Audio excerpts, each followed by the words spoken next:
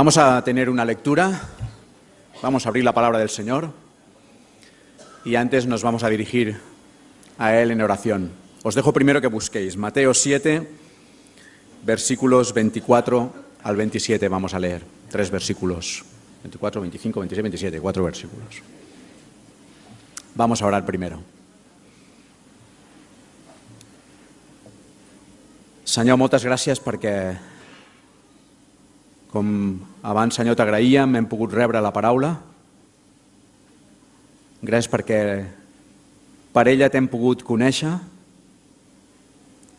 Per ella, Senyor, hem pogut entendre moltes coses i moltes que encara ens queden per entendre. Però, Senyor, és una font que no s'esgota i t'estem agraïts, Senyor. Et donem també gràcies perquè a la paraula podem trobar instrucció per les nostres vides, per la teva església, per cada un de nosaltres. I volem, Senyor, amb molt de temor, venir davant teu i ser conscients, Senyor, que això ens compromet a l'obrir-la, ens compromet, Senyor, a escoltar les teves paraules i volem pregar-te que ens ajudis a ser-te fidels, Pare. També, Senyor, preguem en aquests moments que l'Esprit Sant, Senyor, dirigeixi les meves paraules, dirigeixi l'obra de la teva paraula en cada un dels nostres cors, que pugui ser un moment íntim, Senyor, en què puguem escoltar la teva veu, el que tu vols dir-nos, Senyor. En el nom de Crist. Amén. Pues vamos a leer Evangelio de Mateo, capítulo 7, versículo 24.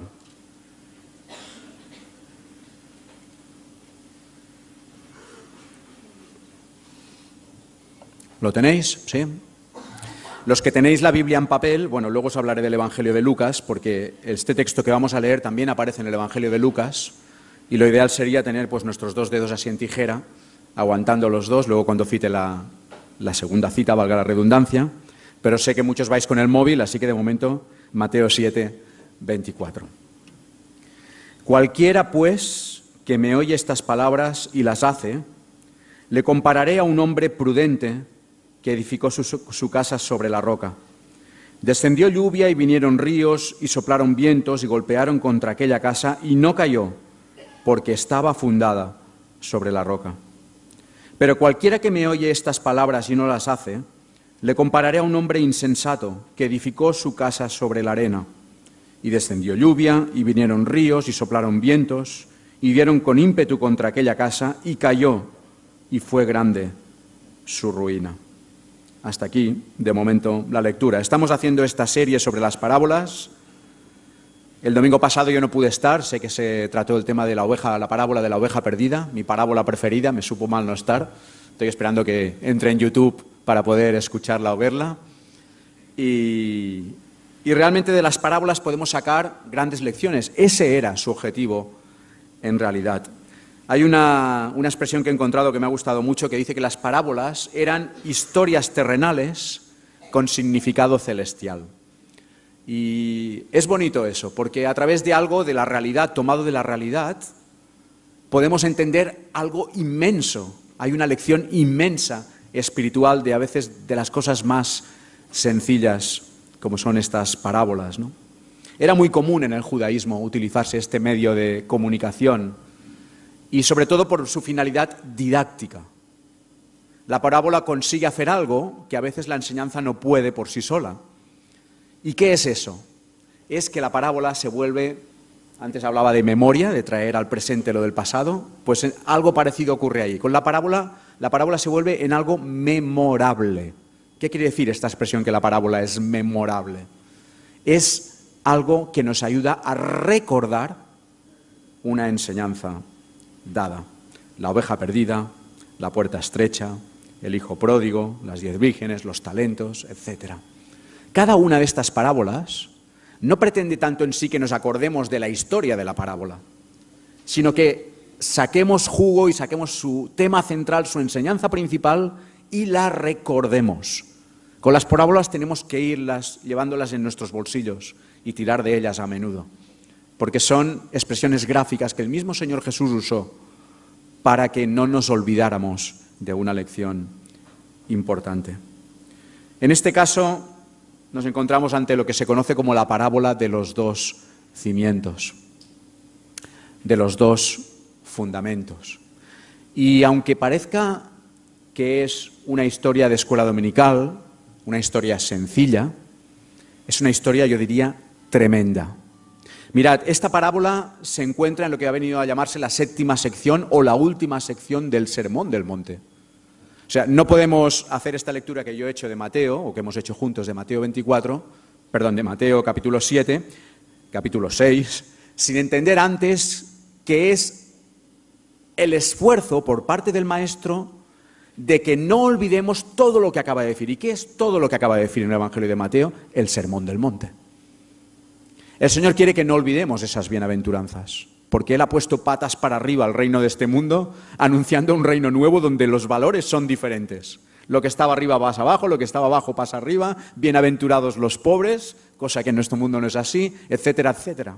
El Señor recuerda a aquellos judíos, el Evangelio de Mateo está dirigido principalmente para el judaísmo, les recuerda que no se trata simplemente de exhibir, que no hace falta orar en público para ser visto, que hay que orar en la intimidad, que no hace falta ofrendar para ser visto, que hay que ofrendar de corazón, que no hace falta hablar mucho de religión si no soy capaz de amar a mi prójimo, que somos la sal y la luz de la tierra, que tenemos que dar ese testimonio vivo. Y cuando concluye, y me dejo cosas, este sermón de la montaña, Jesús cita esta parábola.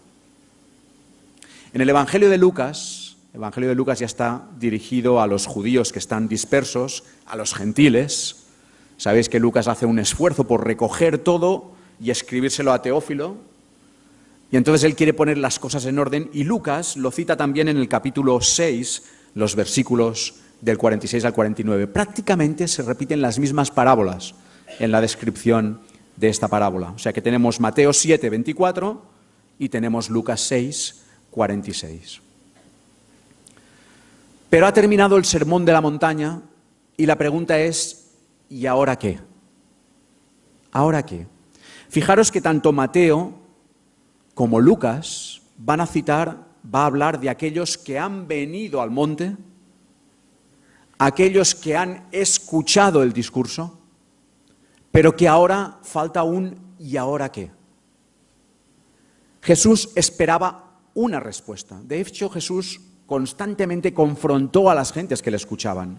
¿Queréis seguirme o no queréis seguirme? Se lo dijo hasta a sus discípulos. ¿Queréis iros? Vosotros también. Porque Jesús no quiere solo dar palabras y palabras y palabras. No quiere redactar una constitución. Jesús quiere que se viva en la intimidad, en la realidad individual y colectivo, aquello que Él ha venido a anunciar. Un reino nuevo, un reino cuyo rey permanece para siempre. ¿Y ahora qué? Pues ahora toca el hacer. En Mateo tenemos, en el capítulo 7 que hemos leído, el principio de la parábola, que aún no hay que proyectar, el principio de la parábola, en que nos habla de aquel que oye estas palabras, versículo 26, y no las hace, y en el versículo 24, aquel que oye estas palabras y las hace. Daos cuenta de esto, porque en Lucas también se repite. Lucas añade algo más. Lucas dice, aquel que viene, escucha y hace. O aquel que viene, escucha y no hace. Eso nos hace plantear que esta parábola nos está confrontando en cuanto a eso. ¿Qué hacemos? ¿Cuál es nuestra respuesta? No solo individualmente, sino colectivamente, como comunidad, como asamblea, como iglesia de Cristo. Y ahí encontramos dos lecciones. Antes de entrar plenamente en la parábola, tengo dos lecciones para el principio y dos para el final, que creo que pueden ayudarnos y que el Señor ha puesto en mi corazón. El Evangelio de Lucas, ¿cómo empieza esta parábola? ¿Quién quiere leerlo? Lucas 6, 46.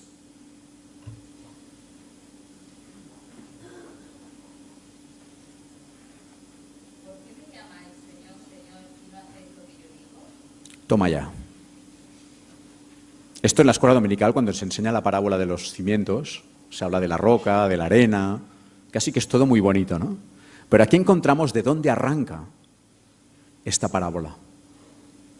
¿Por qué me llamáis Señor, Señor, y no hacéis lo que yo digo? ¿Os dais cuenta cómo Jesús espera una respuesta?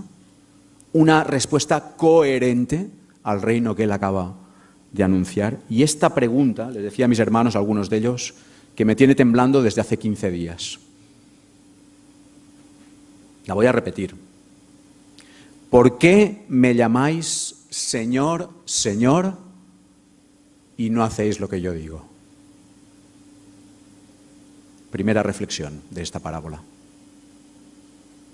¿Puedes llevar estas palabras a tu corazón, a tu mente? ¿Puedes sentirte identificado en esta pregunta? Se acabó la religiosidad. Jesús dice, todo esto que os he dado a entender en este sermón, ahora tiene que ser vivido.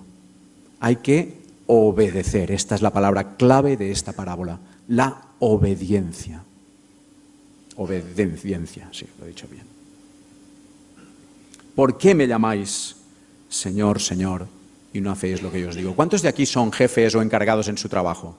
Venga, os doy la oportunidad de vacilar, que esto luce. ¿Hay aquí algún jefe o encargado de trabajo? ¿Jefe de sección? Rubén es jefe, muy bien. Juan también, jolín.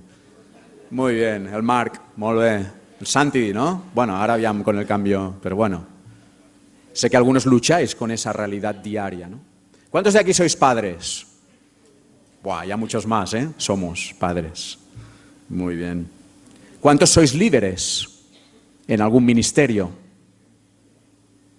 Eso os da vergüenza decirlo, ¿eh? Vale. Eso está bien también, habla de humildad. Podéis entender, iba a decir perfectamente, pero me guardo el perfectamente, podéis entender mucho de lo que esta pregunta tiene. ¿Por qué me llamas papá? Le dirías a tu hijo, pero no haces lo que yo te digo. El jefe diría en el trabajo, qué bonitos sois todos me dais la razón, pero ¿por qué no hacéis lo que os estoy diciendo? Líderes de ministerios. ¡Qué realidad! Enseñas,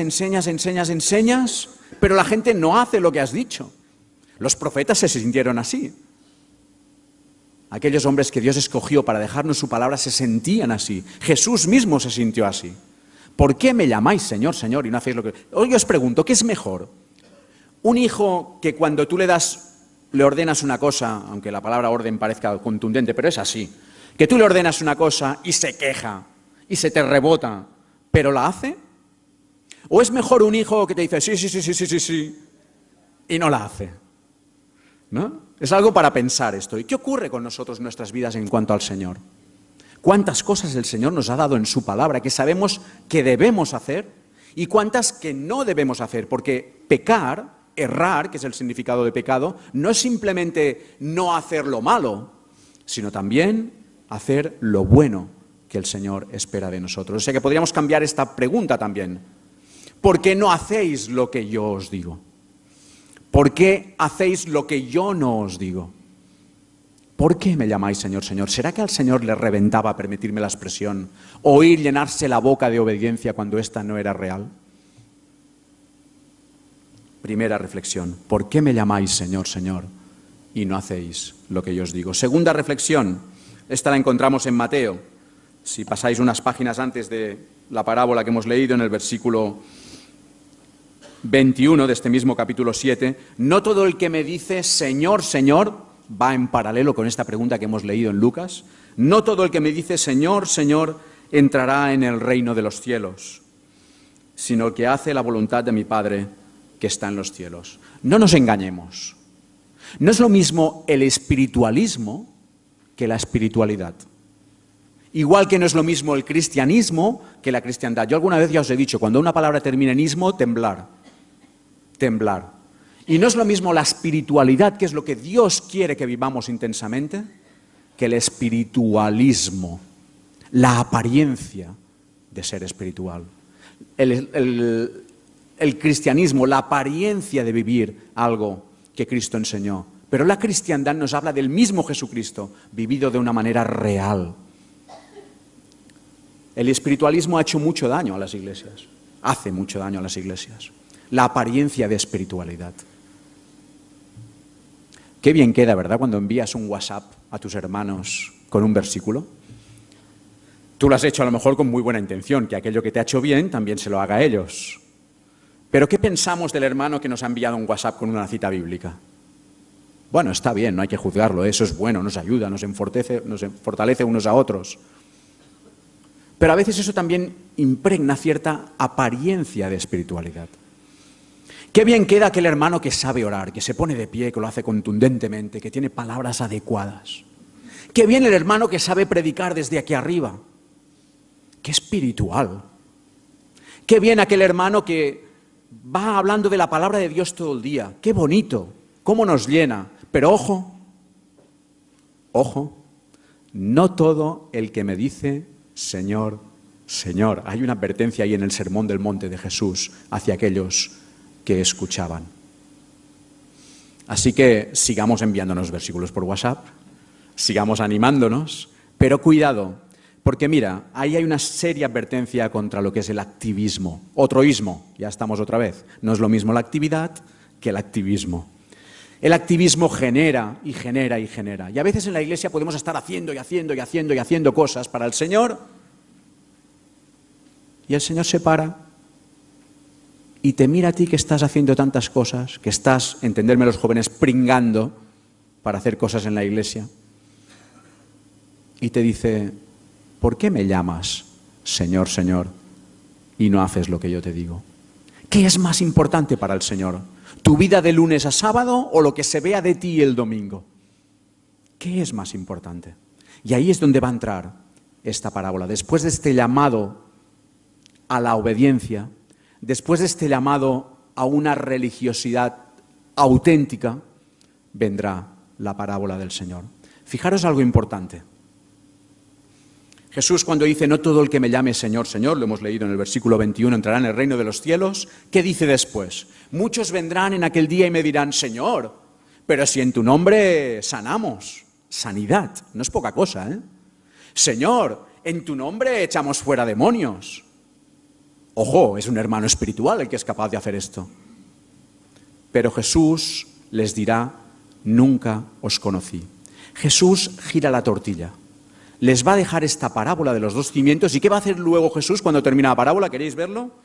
Los que tenéis Biblia pasáis la página, los que no lo encontraríais en el móvil. Jesús sana al siervo del centurión, Jesús sana a la suegra de Pedro, Jesús sana a un paralítico. La sanidad va por detrás de la obediencia. Y a nosotros nos impactan las cosas importantes, ¿verdad? Las cosas que remueven. Pero Jesús cuando está diciendo, ¿por qué me llamáis Señor, Señor? Y no hacéis lo que yo os digo, está diciendo, eso no es lo que más pesa. No es lo que yo más espero de ti, lo que se vea de ti, tu apariencia de espiritualidad. Jesús está diciendo, ¿por qué no me eres fiel en lo íntimo? En aquello que tú conoces y que Él siempre ve. No hay rincón de tu vida, no hay rincón de tu vida que Jesús no vea, que Dios no conozca. ¿Por qué te llenas la boca de mí? ¿Por qué me cantas tan fácilmente? ¿Por qué hablas a otros de mí y tú tienes cosas ahí que arreglar? Y ahora es cuando viene la parábola. Ahora es cuando viene la parábola. Cualquiera pues que me oye estas palabras y las hace, cualquiera que vive en obediencia al Señor o como mínimo en ese esfuerzo de obediencia hacia el Señor, ¿a quién le compararé? Y ahora sí nos vamos a encontrar con esta parábola. Se crea en esta parábola, ahora ya podemos proyectarla, Joana, ¿sí? Se crea en esta parábola desde este momento, desde este minuto cero, dos grupos. Los que vienen, oyen y obedecen, y los que vienen, oyen y no obedecen. Estos dos grupos ya no se van a volver a juntar. Esto lo veremos también en la parábola de la puerta, que creo que es, bueno, creo no, es Nelson quien la va a compartir con nosotros. Hay dos caminos. Estás en una sala de Skype Room. Tienes dos puertas y tienes que escoger una.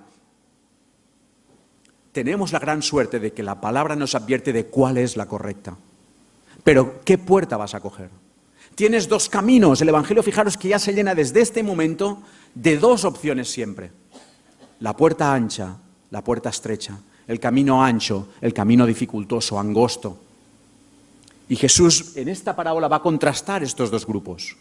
Así que estamos acostumbrados a que esta parábola nos habla normalmente de aquel que fundamenta su vida sobre Cristo, ¿verdad? Sobre la roca. Eso es lo que se nos enseñó. Pero tenemos que ser sensibles a entender que esta parábola nace de algo que Jesús muy particularmente quería enseñarnos. los hacedores, los obedientes. Eso es fundar la casa sobre la roca. Y encontramos aquí estos dos grupos, el hombre prudente y al segundo le llama el hombre insensato. En realidad, en el griego, prudente habría que cambiarlo por sensato. Frónimos es el texto que aparece en griego y quiere decir una persona que tiene la capacidad de tener juicio. Senyors i senyores catalans, el seny, que és una paraula molt bona que tenim en català.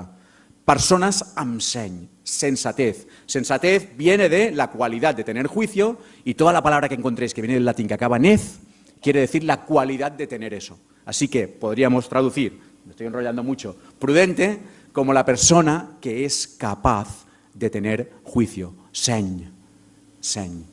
Y aquí ya nos habla de alguien que vive con sensatez y alguien que vive con insensatez. Primera diferencia. ¿En qué más se diferencian estos dos grupos de los que oyen la palabra de Dios y la hacen y los que oyen la palabra de Dios y no la hacen? Siguiente pantalla. Sí, ahora saldrá. Vale, aquí está. Los dos edifican. Los dos edifican. Pero uno edifica su casa sobre la roca y el otro edifica su casa sobre la arena. Así que podemos traducir que el que escucha la palabra del Señor y la obedece, está edificando su casa sobre la roca. El que escucha la palabra de Dios y no la obedece es como construir una casa sobre la arena, sin fundamento. ¿Puedo hacer un spoiler? ¿Sí? ¿Me lo permitís? No hace falta pasar pantallas, Joana? Pero ojo con esto, porque es que no es que sea simplemente dos opciones, es que lo que está en juego es la vida y la muerte, el permanecer o la ruina. Así va a terminar esta parábola. Pero este es el momento clave en que alguien tiene que tomar una decisión. O edificas tu vida sobre la roca o edificas tu vida sobre la arena. Y tú dices, bueno, yo ya la edifiqué sobre la roca porque yo acepté a Jesucristo como mi Salvador. Y Señor. El que edifica su casa sobre la roca no es simplemente el que ha creído en el Señor Jesucristo. Es el que vive en el día a día, y repito este matiz, en el esfuerzo de ser obediente y consecuente con lo que Dios nos enseña. Uno edifica su casa sobre la roca, algo firme, algo fuerte, y otro la edifica sobre la arena. El Evangelio de Lucas habla de la tierra. No he sabido encontrar bien si al final es tierra o arena, pero lo que está claro que nos quiere transmitir que escuchar la palabra del Señor y no obedecerla es como construir tu propia casa en terreno frágil. En terreno frágil. Tercera diferencia entre los dos grupos. Vaya, pues no hay diferencia. Daros cuenta de este matiz. Lucas intercala en estas mismas palabras, que son casi iguales en Mateo como en Lucas, intercala esto que tenéis aquí en negrita. Porque el que decide edificar su casa sobre la roca, el que decide obedecer la palabra de Dios, tiene que hacer unas cuantas cosas. Tienes que cavar. Hay cosas en tu vida en las que hay que cavar, hay que sacar el pico y hay que darle fuerte. Hay que cavar. Tienes que ahondar, cavar profundo, porque hay cosas que están en lo más profundo de nuestro interior. Hay que ser capaz de examinarse. Hay dos cosas en la palabra que son preciosas, pero que siempre van juntas. Una es el examinarte a ti mismo y a la otra es, la tenemos en forma de salmo también, el examíname, oh Dios. Examinarnos nosotros y decir, Señor, examíname tú, porque hay profundidades a las que yo no llego y quizá tú podrás darme luz para entenderlas. Hay que ahondar. Y ahora sí, cuando está bien cavado, cuando está bien ahondado, poner el fundamento. ¿Cuál es ese fundamento? Obedecer la palabra de Dios. Siguiente aspecto que diferencia a estos dos grupos, pues vaya, pues tampoco se diferencia. Porque ocurre lo mismo a un grupo que al otro. ¿Os habéis dado cuenta de esto en la parábola? Tanto el que decide edificar su casa sobre la roca como el que decide edificarla sobre la tierra o la arena van a experimentar esta realidad. Descienden lluvias, vienen ríos, soplan vientos, golpean contra aquella casa, Lucas dirá sobre aquella casa, No es lo mismo que el aire te golpee contra, que te venga de arriba, lo cual estamos hablando de un auténtico tornado. Esas dificultades aparecen. Y aparecen para el que decide obedecer la palabra de Dios y aparecen para el que decide no obedecer la palabra de Dios, según esta parábola.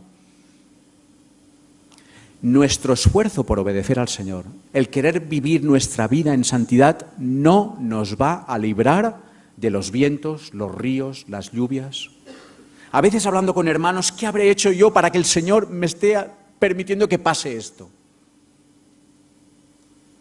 Eso está de una manera muy sutil metido en nuestros interiores. La teología de la prosperidad ha estado muy defendida. Tú sé fiel al Señor, tú lucha por tu santidad y el Señor te va a dar lo mejor. Bueno, te dará su compañía, te dará su presencia, te ayudará, pero cuidado con el que te va a dar lo mejor. Porque ser creyente, y lo decimos muchas veces, no es no tener problemas, no es vivir feliz, eso no está en la Biblia. No encontrás ni un solo versículo que diga que ser creyente es ser feliz. Jesús no enseñó eso, si ni siquiera Él lo vivió. El Señor dice, van a venir ríos, van a venir tempestades también aun siendo creyente, pero mi obediencia a mí te va a hacer vivir de una manera real que estoy a tu lado, que esos ríos que a ti te vengan me van a venir a mí también, que esas tormentas también son tormentas para mí y además yo las he vivido en Jesucristo antes. Importante este detalle. La obediencia no nos libra de la prueba. Es más, me atrevería a decir que la obediencia va a permitir más prueba. ¿Sí? Tú relájate. Tú di que eres creyente, porque entendiste el Evangelio y dijiste, vale, yo acepto que Jesús murió por mí, y quédate tranquilo. No facis res. Quieto ahí. Quieto ahí. Quizá habrá menos ríos, menos lluvias, menos tormentas. Ahora tú dile al Señor, Señor, yo quiero servirte. Yo quiero ser un testimonio tuyo.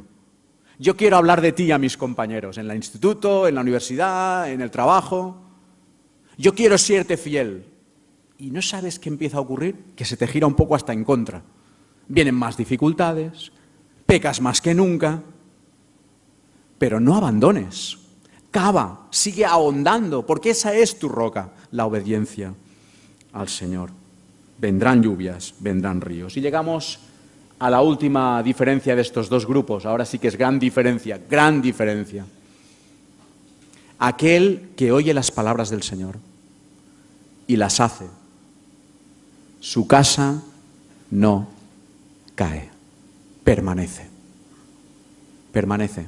Ahí hay mucho en juego, hermano.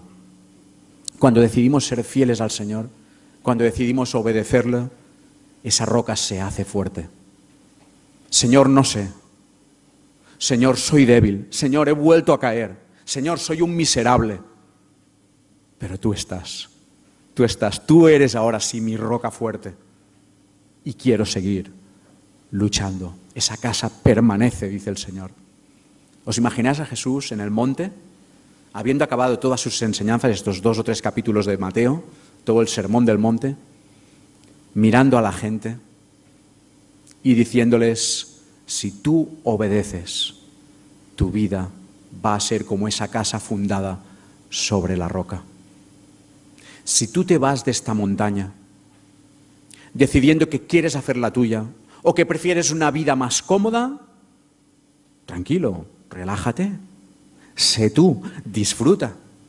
Hakuna Matata, todo bien, pa'lante. Pero que sepas que el final es este, grande ruina. La vida de desobediencia a Dios conduce a la grande ruina. Creyentes y no creyentes, porque eso rápido lo clasificamos para los que no creen. Para nosotros también, desobedecer a Dios nos trae la ruina, la más profunda de las ruinas. No sé qué me pasa, que leo la palabra y no me dice nada. No sé qué me pasa, que siento al Señor que está lejos.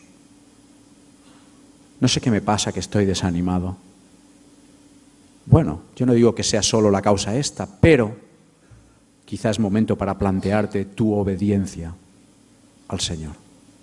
Y repito, no solo obediencia en las cosas que no hacemos buenas, sino en las que sabemos que hacemos mal y deberíamos cambiar, por las que el Señor nos pregunta otra vez: ¿por qué me llamas Señor, Señor, y no haces lo que te digo?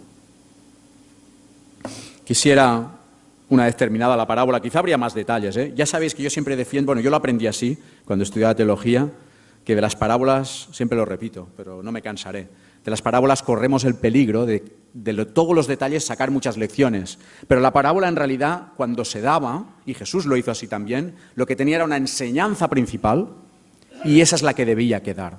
Lo otro, cuidado, ojo peligro, ¿no?, con las comparaciones y con las aplicaciones de cada uno de los detalles. ¿Ha quedado clara la enseñanza principal? ¿Qué es edificar sobre la roca? Obedecer. Obedecer. ¿Sí? Muy bien. Dos aspectos para terminar. Hemos hablado que querer obedecer al Señor implica esfuerzo, implica sufrimiento. Hay que sufrir, hay que coger el pico y la pala, hay que cavar. Y cuando tú vas cavando salen a la luz cosas que nos remueven, temas no solventados en nuestra vida. Ahora tenemos a los psicólogos que nos hacen sacar eso. Pero la palabra también, no digo que los psicólogos no sean buenos, yo he ido a psicólogos, pero la palabra quiere hacer mucho ese trabajo en tu vida. Sacar a la luz. ¿Por qué el salmista decía, examíname, Señor? Yo no sé si me atrevería a decirle eso al Señor. Yo casi le diría, no me examines más, por favor. Pero cuán necesario es que el Espíritu Santo saque a la luz de nuestro interior las cosas que nos están haciendo daño, las cosas que están sin resolver, heridas quizá del pasado. Esfuerzo y sufrimiento. ¿Qué impedimentos hay para obedecer la palabra de Dios? Bueno, yo he hecho una pequeña lista y a todos os van a sonar, porque estamos todos en ese saco, ¿eh? Aquí no vale el espiritualismo, ¿vale? Ahora es cuestión de espiritualidad. Debemos ayudarnos unos a otros y escucharnos unos a otras. ¿Qué impide que yo obedezca a mi maestro? Yo he hecho aquí una pequeña lista. Nuestra naturaleza caída. Básico, teología básica, ¿no? Nuestra naturaleza caída. Siempre me ha impactado mucho el texto de Romanos 7:15, cuando el apóstol Pablo, que está adoctrinando, que está enseñando pura teología en los primeros 11 capítulos de Romanos, y entre medio dice, lo que quiero hacer, no hago. Y lo que no quiero hacer, hago. ¿Quién me va a librar de esa ley? ¿Y qué acaba diciendo? Miserable de mí. Miserable de mí. Y era el apóstol Pablo, apariencia de espiritualidad también, ¿eh? Era espiritual, lógicamente, por eso el Señor le usó, pero también para nosotros es apariencia de espiritualidad. Ojalá yo fuera como el apóstol Pablo. Miserable de mí. ¿Te sientes miserable? ¿Te sientes esta mañana cuando te has acercado al pan y al vino que no eres digno de eso? Pues gloria a Dios. Porque ese es uno de los propósitos también del Evangelio, que descubras que eres miserable, que descubras que no mereces nada. Por eso he diferenciado desde el principio entre obedecer y el esfuerzo de obedecer. Nuestra propia naturaleza caída, lo que la Biblia llama, esa palabra tan rara, concupiscencia, que no quiere decir otra cosa más que los deseos no gratos a Dios. Y me gusta esta expresión, porque el tema deseo es muy importante. Donde esté tu tesoro, allí estará tu corazón. ¿Qué deseos tenemos? Hombres, varones, ¿qué desea nuestra mente? Mujeres, ¿qué desea nuestra mente? ¿Es lícito eso que deseamos? A veces el Señor nos ha dicho claramente, no, esa puerta no se abre. Y nosotros vamos y la abrimos. Y el Señor dice, estás fundando tu casa sobre la arena. Estás fundando tu casa sobre la arena. Obedece. ¿Es que acaso se te ha ocurrido llegar a pensar que no te estoy viendo?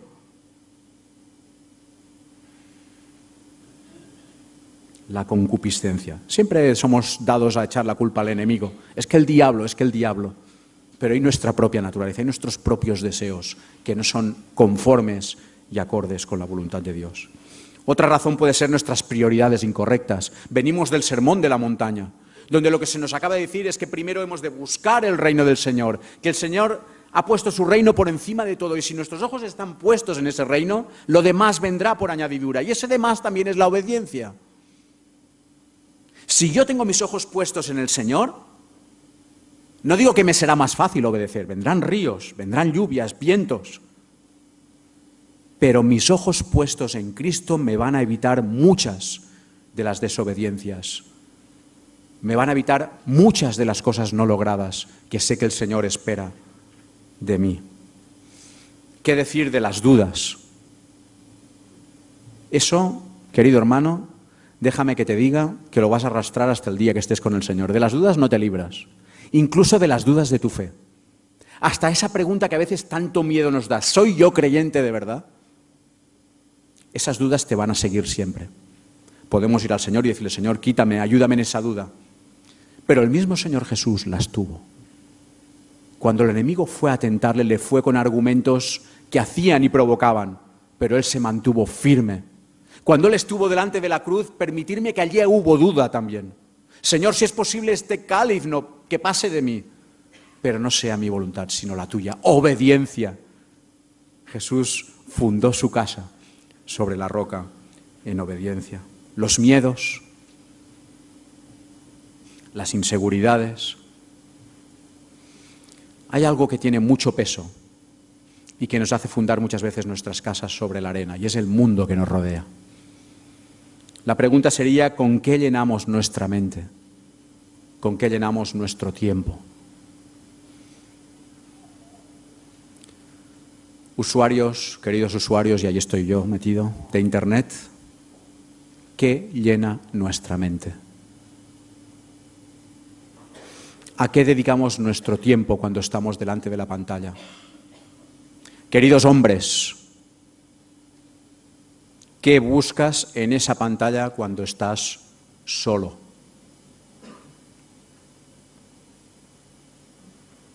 ¿De qué debemos vaciarnos?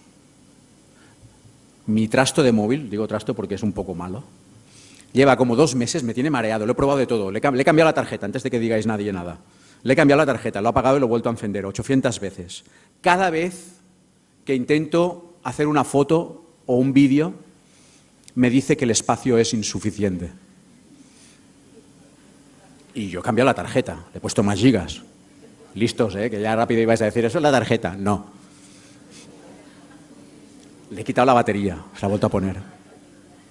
Hermanos, a veces necesitamos resetearnos, formatearnos, cambiar el disco duro, ampliar la tarjeta. Pero ¿de qué estamos llenos? Si de lo que estamos llenos son de cosas impuras a los ojos de Dios, nuestro móvil no funciona. No sé qué es lo que habrá aquí, porque ¿qué ha provocado eso? Quizás la obsolescencia esta programada, que ahora todo el mundo se excusa en eso también, y que es real, ¿eh? Pero sea lo que sea, limpiémonos, hermanos. Limpiémonos, liberemos espacio en nuestro disco cuando sabemos que hay cosas que lo llenan que no son acordes a la voluntad de Dios. ¿A quién oímos? Hoy el día todo el mundo alza su voz. ¿A quién oímos? Es más, ¿a quién obedecemos? Y por eso en esta lista quiero hablar, por último, del enemigo. El príncipe de mentira. El que no solo quiere engañarte para decirte que aquello que encuentras en la palabra es relativo, que tampoco pasa nada si no lo obedeces, sino que además quiere minar tu vida y decirte, mira, es que tú en realidad sabes cuál es el auténtico problema, que tú no eres creyente. Ese es el tema. Y nos hace tambalear de nuestra fe. El que va minando la roca. El que va haciendo pequeñas explosiones para que la roca, y esto lo tenemos en el contexto de esta semana, vaya reventando. El que al final puede llegar a hacer, si no cortamos ciertas cosas, que nuestra roca se convierta en arena, en tierra frágil.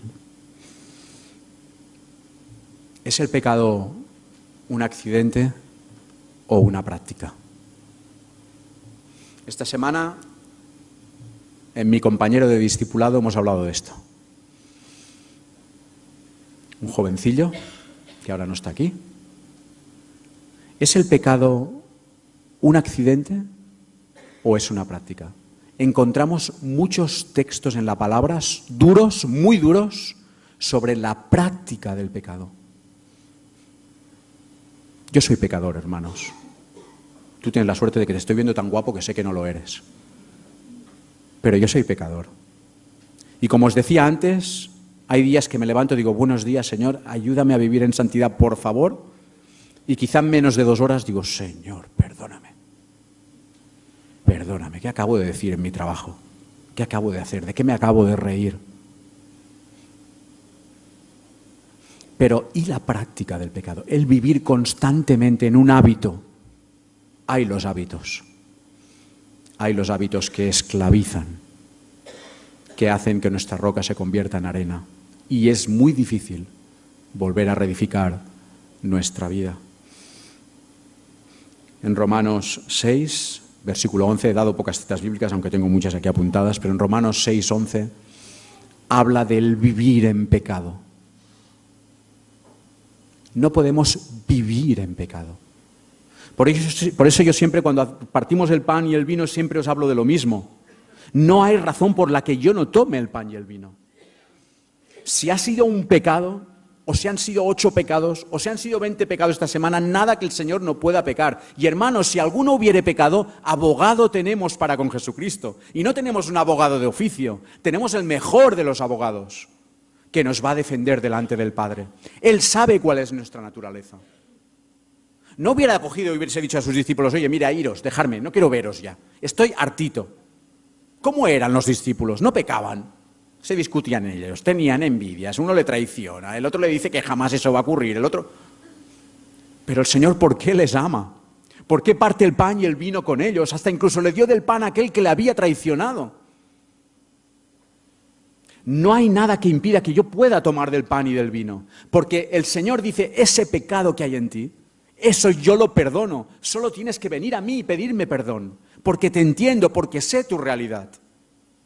Pero ojo con la práctica del pecado, con el vivir en pecado. Eso sí que nos confronta y dices, yo no puedo vivir así, yo no puedo vivir así. Y Dios nos da herramientas para no vivir en pecado. Y nos da una gran herramienta, aparte de la palabra, que es el Espíritu Santo. El Espíritu Santo está en tu corazón desde el día en que creíste en Él. No lo tengas contristado. Dale espacio al Espíritu Santo. Libera megas y llénalas del Espíritu Santo. Y sabes cómo eso se hace. Claro que lo sabes.